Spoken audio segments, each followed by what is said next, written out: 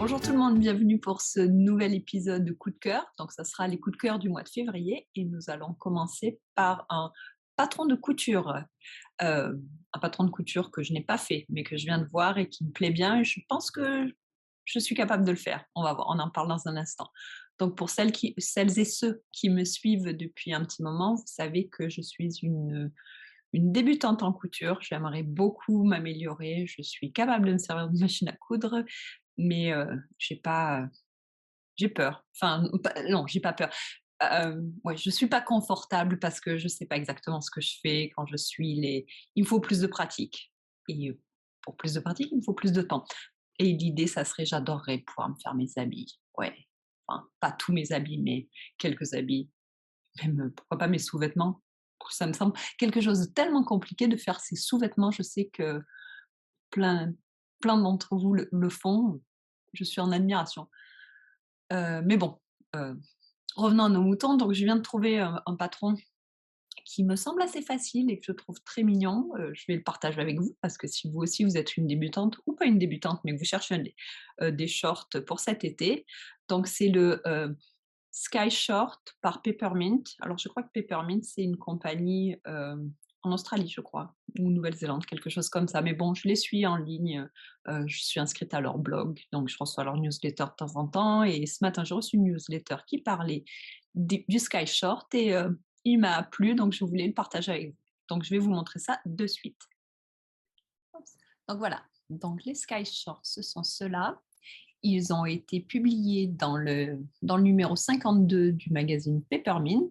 Voilà, donc apparemment c'est une collaboration avec une, euh, une couturière anglaise, Make with Mandy. Je ne sais pas si vous la connaissez, moi je ne la connais pas, mais je viens de vérifier sur sa page Instagram.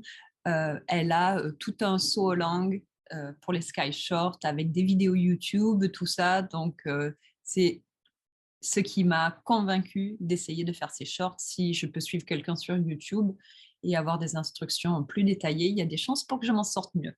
Donc voilà, il ressemble à ça. Je le trouve très sympa. Hop, pour regarder quelques photos. Voilà, avec un élastique qui doit être bien confortable, mais quand même joli. Enfin, moi je trouve. Hop, voilà. Et ça, désolé, voilà. Et là, sur leur blog, on pouvait voir d'autres versions, donc j'aime beaucoup cette version-là, j'adore ce tissu. Voilà, donc là, quelqu'un qui l'a fait avec un tissu avec des brocolis, ma foi, pourquoi pas. Hop, ça c'est celui dont je vous parlais, j'adore ce tissu, les couleurs et tout. Voilà, une version plus pour la demi-saison, pour mettre avec des leggings et un pull, c'est pas mal aussi, j'aime bien. Alors là, bravo, cette personne l'a complètement modifié pour en faire une jupe culotte et un petit haut. Bon, bah, si vous êtes capable de faire ça, bravo. Moi, non, j'aurais une version short du short. Voilà. Donc oui, et on peut aussi regarder sur Instagram, il y a le hashtag Peppermint Sky Short et vous pouvez voir d'autres personnes qui l'ont fait. Ouais, et je les trouve tous trop beaux, quoi. Il y a toutes les versions, je les adore, quoi. Regardez ça. Ouais, je me vois bien avec ça cet été. C'est bien parce que ouais, quand même, quand il fait chaud, comme c'est bien ample, ça laisse passer l'air, donc on n'a pas chaud. Ils disent sur le patron que c'est pour les débutants, donc on va voir. Puis je me dis qu'avec les instructions sur YouTube, je devrais m'en sortir. Donc voilà, on va voir si je m'en sors avec cette aventure. Donc c'est un patron gratuit, ce qui est bien, il faut juste s'abonner à leur newsletter. Moi, j'aime bien recevoir des newsletters. J'ai pas tout le temps de les lire, mais j'aime bien. Donc, ça ne me dérange pas du tout de m'être enregistrée pour leur newsletter. Et je pense que je vais essayer de faire le Sky Short un de ces jours. Enfin, pas tout de suite, hein. Puis en plus, il faut que j'ai du tissu. Mais voilà. Donc, je voulais partager ça avec vous. Sur ce, je pense que c'est tout pour le moment. Allez, ciao. Alors, un de mes favoris tous les ans, pendant l'hiver, je suis désolée, je viens de m'arrêter de courir, donc je manque de souffle, mais regardez ça, c'est mes voisins. Ils font, ouais, tous les ans, un château fort de glace et neige dans le jardin. Ils changent L'architecture change un peu tous les ans, mais voilà ce que ça donne pour le moment pour cette année. Je pense que d'ici un mois ou deux, il sera encore plus haut et plus beau. Donc voilà, je pense que ça va aller la place de le mettre dans mes favoris ce mois-ci. Et si je vois des changements le mois prochain, je le mettrai aussi dans mes favoris le mois prochain. Franchement, il est trop beau ce château. Voilà, c'est tout.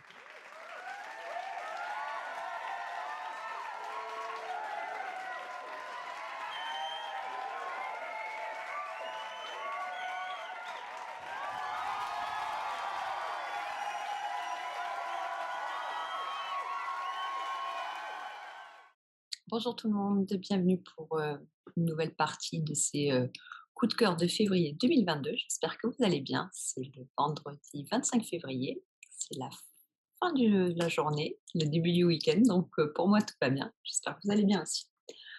Donc sans plus tarder, je voulais partager avec vous mes lectures du mois de février. Je viens de finir ce livre-ci, donc The Nature of the Beast par Louise Penny. Louise Penny, je vous en ai déjà parlé pas mal dans le podcast. C'est une de mes autrices préférées. Ouais, une des autrices que je viens de découvrir depuis que je suis au Canada. Donc, c'est une autrice québécoise, une autrice anglophone québécoise. Je pense que c'est assez rare. Alors, en général, les gens sont plutôt francophones ici. Et elle a toute une série de livres sur les, les séries, sur les enquêtes policières de l'inspecteur Armand Gamache. Et je les adore. Donc ça, c'est je crois que c'est le tome numéro 10.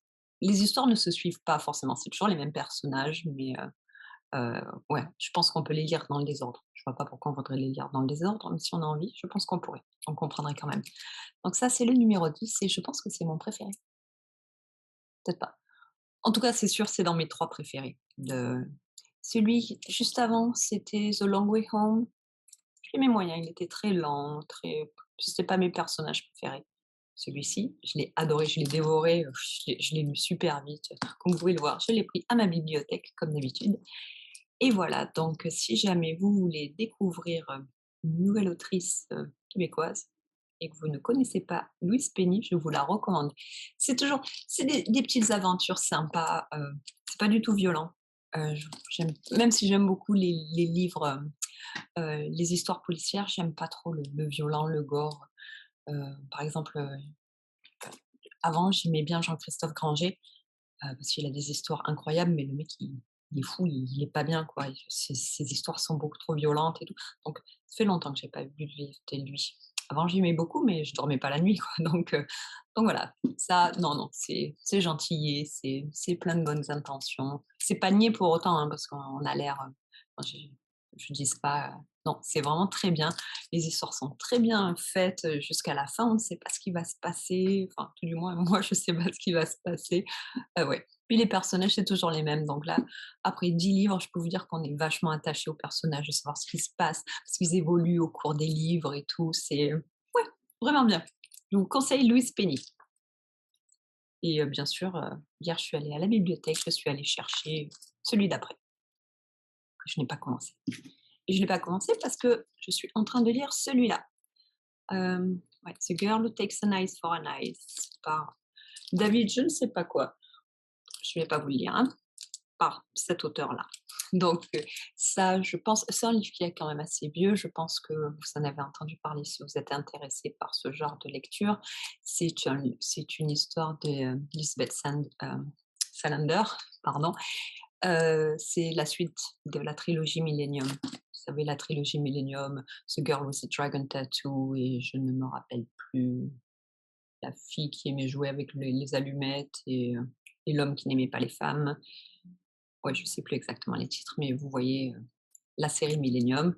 Donc, vu que l'auteur de la trilogie est décédé, heu, ce mec-là a pris la relève et il a fait 3 autres livres. Donc, j'avais lu celui d'avant, qui était très bien aussi. Je les aime autant que les originaux. Bon après, je pense qu'il y a débat là-dessus, savoir qui sont les mieux. Je pense que beaucoup de gens préfèrent la trilogie originale. Moi, je vois pas de je les trouve aussi bien les uns que les autres. Et en fait, celui-là, ben, je l'avais lu. Je savais pas et je me rappelais plus, mais après avoir lu 2 pages, je me suis rendu compte que je l'avais déjà lu, mais bon, bah, vous savez quoi? Je l'ai recommencé, donc là, J'en suis à la moitié et ben, je le relis une deuxième fois, c'est pas grave. Je me rappelle, au fur et à mesure, je me rappelle de ce qui se passe et je me rappelle ce qui va arriver au personnage. Mais bon, c'est quand même, plaisant quand même. Donc dès que je l'ai fini, je l'aurai bientôt fini, se lit très vite. J'irai chercher le sixième et dernier à la bibliothèque, mais avant, je regarderai si je l'ai lu parce que sinon, ben, je lirai autre chose. Ça vous arrive, vous, des fois, de ne pas vous rappeler des livres que vous avez lus et de les recommencer un livre 2 fois sans vous rappeler que vous l'avez déjà lu une fois? Ouais. Bon, bah, moi, je pense que non, pas je pense, je suis sûre, c'est la première fois que ça m'arrive. Mais, heu, mais bon, c'est pas grave, je le relis, et j'ai quand même du plaisir à le lire une deuxième fois. Donc voilà pour les livres que je suis en train de lire. Série que j'ai regardée récemment, on a fini une série qu'on a regardée sur Arte. Arte pour, les non français et les non allemands, parce que c'est une chaîne franco-allemande. C'est une chaîne, publique française, qui passe, plein de trucs super intéressants, qui est pas tant regardée que ça. Je sais pas pourquoi les gens en France, j'ai l'impression, enfin tout le monde dans mon entourage ne regarde pas trop Arte. Je ne sais pas pourquoi. C'est une super chaîne avec des super émissions d'information, des super documentaires, des super séries. Donc je sais pas pourquoi, mais bon. Donc la série en question s'appelle Whitechapel. C'est une série policière, contemporaine. Je pense que la série date de 2010 ou quelque chose comme ça. Ouais, et en fait, donc c'est une série policière qui se passe dans le quartier de Whitechapel à Londres. C'est le quartier où a sévi Jack l'Éventreur, et la première saison de la série parle de Jack l'Éventreur un peu. Je crois qu'il y a 4 saisons, oui, c'est ça, je sais pas, il y a 4 saisons, c'est des épisodes de 45 minutes, 1 heure, et pour chaque saison, il y a soit 3 soit 6 épisodes. Donc c'est pas très long, heu, mais quand même ça nous a occupé tout le mois, parce qu'on en regarde un ou 2 par soir, et c'est bien. Un peu violent, un peu sanglant, mais ça va. Je supporte mal le violent et le sanglant et je m'en suis très bien sortie, donc ça va, n'importe qui peut le regarder. Donc voilà pour, la lecture et la télé, ce mois-ci. Autre chose que je veux partager avec vous, Knit City. Knit City arrive à Montréal. Oui, début avril, ça y est. Donc Knit City, pour celles et ceux qui ne sont pas au courant, c'est un festival de laine, un gros festival de laine. Il y en a un depuis quelques années à Vancouver, et ils ont décidé d'en faire un sur la côte est, ici à Montréal. On a de la chance, ça se passe ici. Donc oui, c'est 2 3 jours de laine, de cours, de conférences, un immense marketplace. Ça va être génial. Quand j'habitais aux États-Unis avec Amina, on aimait bien aller dans ce genre d'endroit. On est allé, à, Stitches Midwest, in Chicago. Ouais, un autre festival très grand dans un centre de convention. Là, ça sera pareil, ça se passe au centre de convention. Je crois que c'est à l'hôtel Sheraton, downtown. Je sais pas, exactement, mais c'est à Montréal. C'est le premier week-end d'avril et je suis super contente. Si vous êtes, quelque part dans le coin, est-ce que vous comptez aller à Mid City? Est-ce que vous êtes autant excité que moi par Mid City?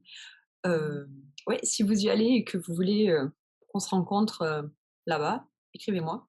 Laissez-moi un message dans les commentaires ou contactez-moi sur Instagram. Je suis Cécile in Canada là-bas. Ouais, et on peut s'arranger un petit rendez-vous. On va acheter de la laine au marché, et après on peut aller boire un thé ou une bière ou selon l'heure, aller tricoter, papoter, faire la connaisse. Ouais, ouais, faire notre connaissance, si ça vous intéresse, pourquoi pas? Maintenant qu'on a beaucoup moins de restrictions et qu'on a le droit d'aller voir des gens dans des cafés, dans des bars, moi je veux bien. Donc ouais, si ça vous dit, n'hésitez pas à me contacter. Je ne sais pas encore ce que je vais faire, si je vais juste aller au marché ou si je vais aussi prendre des cours. Donc normalement Next City, ça devait être en 2020, ils l'ont annulé à cause de la covid, en 2020, j'avais, pris un billet juste pour, aller, heu, acheter de la laine. J'avais pas pris de cours, il y avait rien qui me parlait trop. Là, j'ai pas encore vu le programme des cours, donc je sais pas. Ça me dirait bien de prendre un cours, pourquoi pas, mais sinon juste d'aller au marché, juste le samedi ou le dimanche ou les 2 jours, je sais pas. De toute façon, un coup de métro, j'y suis, donc c'est pas très loin pour moi. Je suis assez flexible, et puis quand ça parle de laine, je veux bien y passer plusieurs jours, il y a pas de problème. Donc voilà, ouais. Donc ça, je pense que c'est le plus gros truc de mes coups de cœur de février, l'annonce de Knit City. Je vous en parlerai certainement de mes coups de cœur de mars et avril avant que ça arrive. Voilà. Hop, petit update, je viens de regarder le site de Knit City Montréal et la grille de programme est maintenant disponible en ligne. Je viens de regarder les cours et je ne vais pas prendre de cours. Il y a rien qui m'a sauté aux yeux comme, un cours que je voulais absolument prendre ou un instructeur ou une instructrice que j'avais, vraiment envie de rencontrer. Donc, je vais juste aller au marketplace. Je ne sais pas encore exactement quand, mais, je vais prendre des tickets pour, au moins une demi-journée, peut-être 2 demi-journées, je ne sais pas encore. On verra. Les tickets sont en vente, à partir de la semaine prochaine. Donc il va falloir que je me décide d'ici là, mais je me dis que j'irai déjà bien, en matin, le samedi ou le dimanche, on verra. Je viens de regarder la liste des vendeurs et je suis, super surprise. Il y a pas Tanis Fiber Art, heu, qui est, enfin, pour moi, une de mes teinturières préférées de laine. Elle est à Montréal et elle sera pas à Knit City. Surtout que dans l'édition de 2020, qui a été reportée à 2022 maintenant, heu, elle était censée être là, elle en avait parlé dans son podcast, elle était annoncée dans la liste des vendeurs, donc je sais pas ce qui se passe. Je me rappelle Chris qui disait: «Oui, c'est à Montréal, c'est chez nous, pour une fois qu'il se passe quelque chose de gros à Montréal, il faut qu'on participe» et là, ils y sont pas. Je suis quand même assez déçue parce que j'aurais bien acheté leur laine. Parce que bon, même s'ils habitent, enfin, ouais, à peu près 20 minutes en voiture de chez moi, je peux bien sûr pas aller chercher la laine dans leur magasin. Ils n'ont pas de magasin. Je peux pas aller chercher la laine chez eux et de me la faire livrer ici, ça me coûte, 15 quoi. Donc heu, donc j'avoue que j'achète pas souvent de la laine de Tanis en ce moment. J'en ai plus dans mon stage, je crois et je comptais refaire le plein, à Knit City. Bon, bah, tant pis pour elle, hein, je ferai le plein d'autres laines et je découvrirai, d'autres vendeurs, ouais, d'autres artisans du Québec, parce que j'en connais pas tant que ça finalement. Et voilà, mais j'ai quand même été super surprise qu'elle soit pas là. Bon, bah, Sinon, je voulais partager aussi avec vous un patron sur Ravelry, un patron que j'ai trouvé très original. Hop, donc je vais le partager avec vous de suite. Donc le patron, c'est celui-ci, c'est le Litzy de Linnea Ornstein. Il est disponible en anglais et en suédois. Il est, tout neuf, il vient d'être publié maintenant. Il coûte 8 US, ce qui fait à peu près 10 canadiens. Je ne sais pas combien ça fait en euros, mais je dirais que ça fait moins de 8 moins de 8 €, pardon. Voilà et regardez, je l'ai trouvé super beau, j'aime bien, il est très original. La construction, regardez ça, ouais, ça part du centre en cercle et ouais, je trouve ça super original. J'ai jamais vu un patron qui ressemblait à ça. Je le verrais bien fait avec de la laine filet main et une laine solide comme elle a fait elle. Ouais, je l'ai trouvé, super sympa. Donc j'avoue que oui, je j'ai pas besoin d'un autre cheval, mais je suis bien oh regardez cette photo là avec le petit chat, c'est pas mignon? Ouais, je suis quand même bien motivée, même si j'ai pas besoin de châle, il me semble quand même très, dimanche, très là. beau. Et voilà, nous sommes maintenant le dimanche 27 février et j'enregistre une dernière fois pour boucler cet épisode de mes favoris de février 2022. J'espère que vous allez bien. Ici, ça va être un dimanche très calme, je ne compte pas sortir parce qu'il neige, encore et toujours. Les trottoirs sont impraticables entre la neige et la glace, enfin, oui, dehors, c'est trop hostile, je vais passer la journée avec mon tricot et mes livres. Ça, au moins, c'est pas hostile. Mais avant ça, je voulais, ouais, vous parler encore un petit peu de mes favoris. Donc la semaine dernière, on a pris, notre spring break en avance et on est parti 4 jours dans un chalet, des parcs nationaux ici et c'est quelque chose qu'on aime bien faire, louer, un petit chalet, assez rustique au milieu de nulle part et aller faire du ski, des raquettes, manger et faire brûler du feu dans la cheminée, tout en se relaxant, en lisant et tricotant, pour moi, du moins, en lisant et en allant se baigner dans les lacs gelés pour Seb. Donc oui, c'est quelque chose qu'on aime beaucoup faire et la semaine dernière, nous sommes partis à la réserve faunique de Portneuf. Donc si vous êtes au Québec, je suis sûre que vous connaissez les réseaux CEPAC et la réserve faunique de Portneuf, mais si jamais vous ne connaissez pas et vous cherchez un endroit, super, tranquille, désertique, on n'a pas vu une âme à part le ranger, pendant les 4 jours où on était. En fait, les chalets sont tous, assez espacés, à peu près 2 kilomètres entre chaque chalet. Donc tu as l'impression d'être seul au monde. Tu n'es pas seul au monde, je sais, mais c'est l'impression que tu as. C'est toi et l'immensité, la forêt, la neige et les lacs. Hem, donc si c'est quelque chose qui vous intéresse, pour, faire une petite coupure de la vie de tous les jours et que vous ne connaissez pas la réserve faunique de Portneuf, je vous la recommande. Portneuf, c'est entre Trois-Rivières et Québec, c'est dans la région de la capitale nationale et ouais, c'est vraiment au milieu de nulle part, mais j'adore aller là-bas. On y va tous les ans, c'est peut-être, mon endroit du réseau CEPAC préféré pour le moment parce que ouais, juste pour son isolement et le fait qu'on voit personne et on a l'impression d'avoir, la nature pour nous, quoi. Donc juste à la fin de l'épisode, je vous mettrai quelques photos pour, vous donner envie d'y aller et pour, vous montrer que le Québec en hiver, c'est pas si hostile que ça. C'est long, OK, mais c'est quand même très beau et il y a quand même plein de choses à faire. Et si je commençais à vous parler, de ma vie et de la réserve faunique de Portneuf, c'est parce que en général, avant de partir au chalet, j'aime bien passer, 1 journée ou 2 à cuisiner des trucs qu'on va manger là-bas. Oui, la bouffe au chalet est une grande partie des vacances pour nous.